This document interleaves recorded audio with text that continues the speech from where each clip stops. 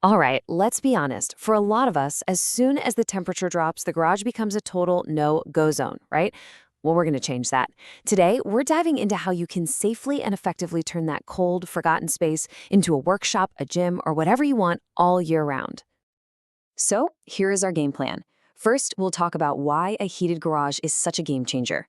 Then, we'll get into the most important prep work, insulation. After that, we'll navigate the big decision of picking the right heater, cover the absolutely critical safety rules, and then finish up with a few smart tips to perfect your setup. So, first things first, let's really talk about the potential that's locked away in your garage. This is about so much more than just not being cold. You're basically adding a brand new, functional room to your house without the massive cost of an extension. I mean, really think about it for a second. What is your garage right now?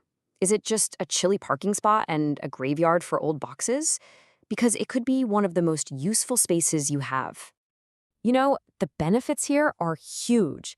Obviously, you get a new space for hobbies or a home gym. You're also doing your car a huge favor by protecting it from the cold.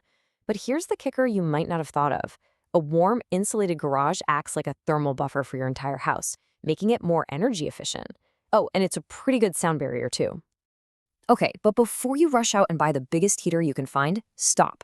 There is one step that is absolutely 100% non-negotiable. It is the foundation for everything else. Insulation. Trying to heat an uninsulated garage is literally like throwing money out an open window. You're just pouring all that warm air and your cash into a space that can't hold it. All that heat just bleeds right out. So the golden rule is simple. Insulate first, heat second. And here's the good news. This is a totally manageable DIY project. You just start by measuring your walls to get the right amount of bat insulation.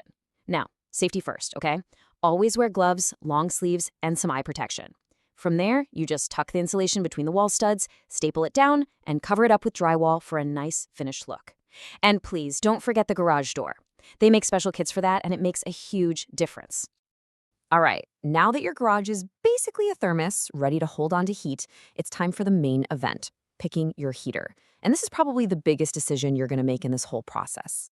It really boils down to two main camps. On one side, you've got electric heaters. They're super easy to install, they don't create fumes, and they're pretty much perfect for smaller, well-insulated garages. On the other side, you have fuel-burning heaters. Think propane.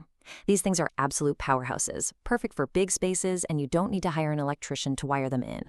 So let's start with the easy button, the simplest option.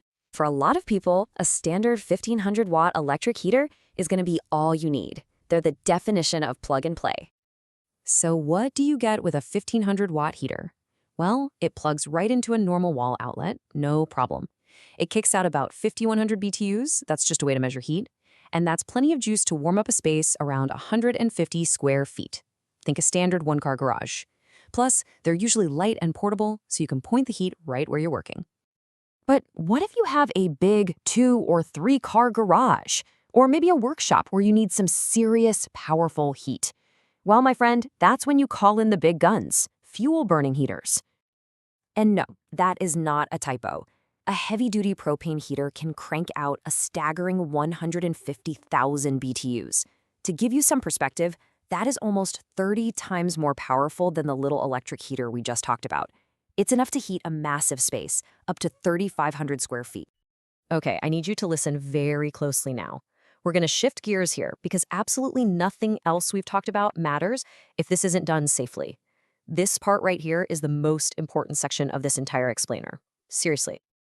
When you're heating a garage, there are two huge risks that you absolutely cannot mess around with: fire and carbon monoxide. Garages are often full of flammable stuff, so we have to treat this with the respect it deserves. And don't just take my word for it. This quote from the U.S. Fire Administration is pretty chilling. Because of what we store in them and the fact that they're attached to our houses, garage fires can be especially destructive. So here is your fire prevention checklist. Rule number 1, keep a 3-foot bubble of empty space around your heater at all times. Nothing inside that bubble. Rule 2, get any flammable liquids, gas cans, paint thinners, propane tanks, out of the garage and into a separate shed if you can. 3, and this is a big one, never plug a space heater into an extension cord. Ever. Direct to the wall, always. And finally, get a heat alarm for the garage. They're designed for dusty places and won't false alarm like a regular smoke detector might. Now for the second major danger, and this one is specifically for any heater that burns fuel. We're talking about carbon monoxide, and it's called the silent killer for a very, very good reason. Here's what makes carbon monoxide, or CO, so terrifying. It's completely invisible to your senses. You can't see it, you can't smell it, you can't taste it. It's just a byproduct of burning fuel, and if it builds up in an enclosed space, it can be fatal.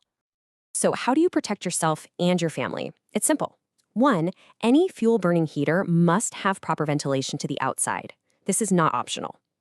2, read the label on the heater. If it says outdoor use only, that's exactly what it means. Never bring it inside. And 3, install a CO alarm in the garage and make sure you test it every single month. It's a lifesaver. Okay, deep breath. We made it through the serious safety talk. Now that we're all on the same page about how to do this right, let's wrap up with a few smart details that will take your setup from good to great. Here's a little pro tip for you. When you're shopping for a heater, look for something called an IP rating. It sounds complicated, but it's really just 2 numbers that tell you how tough it is. For a potentially dusty or damp space like a garage, you want a rating of at least IP65. The 6 means it's totally sealed against dust, and the 5 means it can handle a splash of water without any issues. And hey, if you're thinking of getting fancy with a smart thermostat for your heater, don't be intimidated by the wiring. A lot of times it's simpler than you think. The R wire is just for power, the W wire is what tells the heat to kick on, and the G wire is for the fan. Pretty straightforward, right? So, there it is. You've done the work, you put safety first, and now you have this incredible, warm, comfortable, and safe new space. You've basically added a whole new room to your house. The only question left is the fun one. What are you going to do with it?